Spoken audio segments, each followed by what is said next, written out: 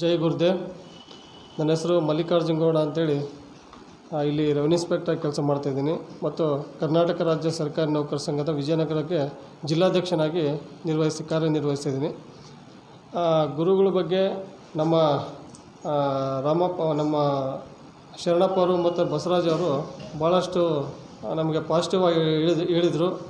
ನಮ್ಮ ಮನೆಗೆ ಕೂಡ ಬಂದಿದ್ದರು. ಗುರುಗಳು ನಿಮಗೆ ಸಿಗೋದು ಭಾಳಷ್ಟು ಕಷ್ಟ, ನಿಮ್ಮ ಊರಿಗೆ ಬರ್ತಾಯಿದ್ದಾರೆ, ಅವರ ಮಾರ್ಗದರ್ಶನ ಮತ್ತು ಅವರ ಒಂದು ಉಪದೇಶಗಳನ್ನು ಕೇಳಿರಿ ಮತ್ತು ಯೋಗ ಅಭ್ಯಾಸಗಳನ್ನು ಮಾಡಿರಿ, ನಿಮ್ಮ ಮುಂದಿನ ಜೀವನದಲ್ಲಿ ಅತ್ಯಂತ ಉಜ್ವಲವಾಗುತ್ತೆ ಅಂತೇಳಿ ನಮ್ಮ ಸ್ನೇಹಿತರು ಹೇಳಿದ್ರಿಂದ ನಾನು ನಮ್ಮ ನೌಕರ ಭವನದಲ್ಲಿ ಆಗ್ತದೆ ಅಂತೇಳಿ ನಮ್ಮ ತಾಯಿಯವ್ರನ್ನ ಮತ್ತು ನಮ್ಮ ಅಕ್ಕನ ಮತ್ತು ನಾನು ಕೂಡ ಸತತವಾಗಿ ಒಂದು ದಿವಸ ಕೂಡ ನಾವು ಯೋಗಾಭ್ಯಾಸವನ್ನು ತಪ್ಪಿಸಿಲ್ಲ. ಅದು ಗುರುಗಳ ಮಾರ್ಗದರ್ಶನ ಮತ್ತು ಗುರುಗಳ ಆಶೀರ್ವಾದ ಅಂತೇಳಿ ನಾನು ಭಾವಿಸಿದ್ದೀನಿ. ಈಗಾಗಲೇ ಗುರುಗಳ ಬಗ್ಗೆ ನಾವು ಸತತವಾಗಿ 11 ದಿವಸ ನಾವು ಅವರ ಅಭ್ಯಾಸದಲ್ಲಿ ನಾವು ಕೂಡ ತೊಡಗಿದ್ದೀವಿ. ಅವರ ಮಾರ್ಗದರ್ಶನದಲ್ಲಿ ನಾವು ದಿನ ಕೂಡ ಕಳೆದಿದ್ದೀವಿ. ಇವತ್ತಿಗೆ 11 ದಿವಸ ಆಯಿತು. ನಾವು ಮೊದಲು ಹೇಗಿದ್ವಿ, ಮೊದಲು ನಮ್ಮ ಜೀವನ ಶೈಲಿ ಹೇಗಿತ್ತು, ನಮ್ಮ ಕಾರ್ಯಚಟುವಟಿಕೆ ಹೇಗಿತ್ತು, ನಮ್ಮ ಆರೋಗ್ಯದ ಸ್ಥಿತಿ ಹೇಗಿತ್ತು ಅಂತ ಹೇಳಿದ್ರೆ ಭಾಳಷ್ಟು ಒಂಥರ ನಮಗೆ ಯಾವಾಗಲೂ ಜಡತ್ವದಿಂದ ಕೂಡ್ತಿದ್ವಿ ಮತ್ತು ಎಲ್ಲೋ ಒಂಥರ ನಮಗೆ ಭಾಳಷ್ಟು ನಮಗೆ ರಾಜ್ಯ ಸರ್ಕಾರ ನೌಕರ ಸಂಘದವರಂದರೆ ನಮ್ಮ ಸರ್ಕಾರಿ ನೌಕರದಲ್ಲಿ ಬರೀ ಒತ್ತಡದಲ್ಲಿರ್ತೀವಿ. ಯಾಕಂದ್ರೆ ದಿನದ 24 ತಾಸು ಬರೀ ನಮಗೆ ಒತ್ತಡದಲ್ಲಿದ್ದರಿಂದ ನಾವು ಆರೋಗ್ಯಪೂರ್ಣವಾಗಿ ಇರೋದಕ್ಕೆ ಸಾಧ್ಯವಾಗಿದ್ದಿಲ್ಲ. ಹಾಗೂ ನನಗೆ ಈ ಒಂದು ಸತತವಾಗಿ 2 ತಿಂಗಳು ನನಗೆ ನೆಗಡೆ ಶೀತ ನನಗೆ ಭಾಳಷ್ಟು ತೊಂದರೆ ಕೊಡ್ತು.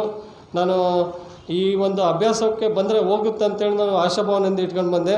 ನನಗೆ ನಿಜವಾಗ್ಲೂ ಕೂಡ 11 ದಿವಸದಲ್ಲಿ ನಾನು ಏನು 2 ತಿಂಗಳು ಎಷ್ಟು ಗುಳಿಗೆ ನುಂಗಿದ್ದಂದರೆ ಸತತವಾಗಿ ಬೆಳಗ್ಗೆ ಮಧ್ಯಾಹ್ನ ರಾತ್ರಿ 3 ಹೊತ್ತು ನುಂಗಿದ್ರು ಕೂಡ 2 ತಿಂಗಳು ನನಗೆ ನೆಗಡೆ ಹೋಗಿದ್ದಿಲ್ಲ. ಈ 10 ದಿವಸದಲ್ಲಿ ನನಗೆ ಸಂಪೂರ್ಣವಾಗಿ ನೆಗಡೆ ಹೋಗಿದೆ ಅಂತೇಳಿ ಈ ಒಂದು ದಿವಸ ನಾನು ಇನ್ನೂ ಕೂಡ ನಾನು ಸಂತೋಷದಿಂದ ಗುರುಗಳ ನನ್ನ ಆಶೀರ್ವಾದವಂತ ನಾನು ನೆನೆಸ್ತೀನಿ. ಹೀಗೆ ನಮ್ಮ ಕಾರ್ಯಚಟುವಟಿಕೆಯಲ್ಲಿ ನಾವು ತಲ್ಲೀನರಾಗಿರಬೇಕು. ಅತಿ ಮುಖ್ಯವಾಗಿ ನಾವು ಏನು ನೋಡ್ತಿದ್ದೀವಿ ಅಂದರೆ ಗುರುಗಳ ಬಗ್ಗೆ ಸಮಯ ಪಾಲನೆ. ನಾವು ಒಂಥರ ಸಮಯ ಪಾಲನೆ ಇಲ್ಲದ್ರೆ ಏನೂ ಕೂಡ ಮಾಡೋಕ್ಕೆ ಸಾಧ್ಯ ಇಲ್ಲ. ನೀವು ಏನು ಕಲಿತೀರೋ ಏನು ಬಿಡ್ತೀರೋ ಗೊತ್ತಿಲ್ಲ. ನಮ್ಮ ಗುರುಗಳು ಏನು ಹೇಳ್ತಾರೆ, ಸಮಯ ಪಾಲನೆಯನ್ನು ನಮ್ಮ ಜೀವನದ ಉದ್ದಕ್ಕೂ ನಾವೇನು ಜೀವಿಸ್ತೀವಿ ಆ ಜೀವದ ಒಂದು ಅವಧಿಯಲ್ಲಿ ಸಮಯ ಪಾಲನೆಯನ್ನು ನಮ್ಮ ಗುರುಗಳಾದಂಥ ನಮ್ಮ ಮಂಜುನಾಥ್ ಗುರುಗಳು ಸಾಹೇಬರು ನಮಗೆ ನಿಜವಾಗ್ಲೂ ಕೂಡ ದಾರಿ ಎರೆದಿದ್ದಾರೆ. ಆದ್ದರಿಂದ ಸಮಯಕ್ಕೆ ಹೆಚ್ಚಿನ ಮಹತ್ವವನ್ನು ಕೊಡಬೇಕಂತೇಳಿ ನಮ್ಮ ಒಂದು ಅಭ್ಯಾಸದಲ್ಲಿ ಹೇಳಿದ್ದಾರೆ.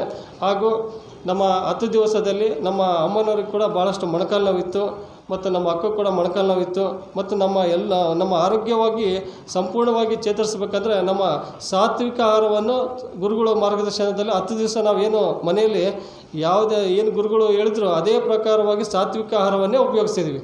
ಆದ್ದರಿಂದ ನಾವು ಅತ್ಯಂತ ಕಾರ್ಯಚಟುವಟಿಕೆಯಿಂದ ಮತ್ತು ಅತ್ಯಂತ ಒಂದು ಸಂತೋಷದಿಂದ 10 ದಿನಗಳ ಕಾಲ ಇಲ್ಲಿ ನಾವು ಬಂದು ಗುರುಗಳ ಮಾರ್ಗದರ್ಶನದಲ್ಲಿ ಎಲ್ಲ ಯೋಗಾಭ್ಯಾಸಗಳನ್ನು ಕಲ್ತ್ಕೊಂಡಿದ್ದೀವಿ. ನಾವು ಇನ್ನೂ ಕೆಲವೊಂದು ಆಸನಗಳನ್ನು ತಪ್ಪು ಮಾಡಿದ್ರೂ ಕೂಡ ಮುಂದಿನ ಜೀವನದಲ್ಲಿ ಗುರುಗಳು ಯಾವುದೇ ಒಂದೇ ಸಲ ನಾವ್ಯಾರೂ ಕೂಡ ಕಲಿಯೋಕ್ಕೆ ಅಸಾಧ್ಯ. ಕ್ರಮೇಣವಾಗಿ ತಪ್ಪುಗಳನ್ನ ಸರಿಪಡಿಸ್ಕೊಂಡು ಗುರುಗಳ ಮಾರ್ಗದರ್ಶನವನ್ನು ನಾವೆಲ್ಲರೂ ಕೂಡ ಪಡೆಯೋಣ. ನಮ್ಮ ಸರ್ಕಾರಿ ನೌಕರ ಒಂದು ಭವನದಲ್ಲಿ ನಡೀತಿರೋದು ಕೂಡ ನಮಗೆ ಹೆಮ್ಮೆಯ ವಿಷಯ. ಮುಂದಿನ ದಿನಗಳಲ್ಲಿ ಹೆಚ್ಚಿನ ಸಂಖ್ಯೆಯಲ್ಲಿ ನಮ್ಮ ಹೊಸಪೇಟೆಯಲ್ಲಿ ಸರ್ಕಾರಿ ನೌಕರರು ಕೂಡ ಭಾಗವಹಿಸ್ತಾರೆ ಮತ್ತು ನಾವು ಕೂಡ ಗುರುಗಳಿಗೆ ಹೇಳಿದ್ದೀವಿ, ಅದೇ ರೀತಿಯಾಗಿ ನಡ್ಕೊಳ್ತೀವಿ. ಮತ್ತು ನಮ್ಮ ಜೀವನದಲ್ಲಿ ಏನು ಹೇಳಿದ್ದಾರೆ, ನಾವು ಯಾವ ರೀತಿ ಇರಬೇಕು, ದಿನನಿತ್ಯ ಬೋಧನೆ ನಮಗೇನು 5 ಗಂಟೆ ಬಂದರೆ 9 ಗಂಟೆವರೆಗೆ ಗುರುಗಳು ಬೋಧನೆಯನ್ನು ಮಾಡ್ತಿದ್ರು. ಅದರಲ್ಲಿ ಅರ್ಧ ತಾಸು ಒಂದು ತಾಸು ನಮಗೆ ಯೋಗಾಭ್ಯಾಸವನ್ನು ಕಳಿಸಿದ್ರೆ 1.5 ತಾಸು ಬೋಧನೆ ನೀಡ್ತಿದ್ರು. ಅಂದರೆ ಈ ನಿಜವಾಗ್ಲೂ ಕೂಡ ಈ ಬೋಧನೆ ಯಾರೂ ಕೂಡ ನೀಡೋದಕ್ಕೆ ಸಾಧ್ಯ ಇಲ್ಲ. ನಮಗೆ ಅಷ್ಟು ಮನಮುಟ್ಟುವ ರೀತಿಯಲ್ಲಿ ಗುರುಗಳು ಹೇಳಿದ್ದಾರೆ. ಅದನ್ನು ಎಲ್ಲರೂ ಕೂಡ ಪಾಲಿಸೋಣ. ಇನ್ನು ಮುಂದಿನ ಜೀವನದಲ್ಲಿ ನಾವೆಲ್ಲರೂ ಕೂಡ ಗುರುಗಳ ಮಾರ್ಗದರ್ಶನದಲ್ಲಿ ನಿರಂತರವಾಗಿ ಸಂಪರ್ಕ ಇಟ್ಕೊಳ್ಳೋಣ. ಅವರ ಒಂದು ಮಾರ್ಗದರ್ಶನದಲ್ಲಿ ನಾವೆಲ್ಲ ಜೀವನ ಕಳೆಯೋಣ ಅಂತ ಹೇಳ್ತಾ ನನ್ನ 2 ಮಾತುಗಳನ್ನು ಮುಗಿಸ್ತೀನಿ. ಎಲ್ರಿಗೂ ನಮಸ್ಕಾರ. ಜೈ ಗುರುದೇವ್.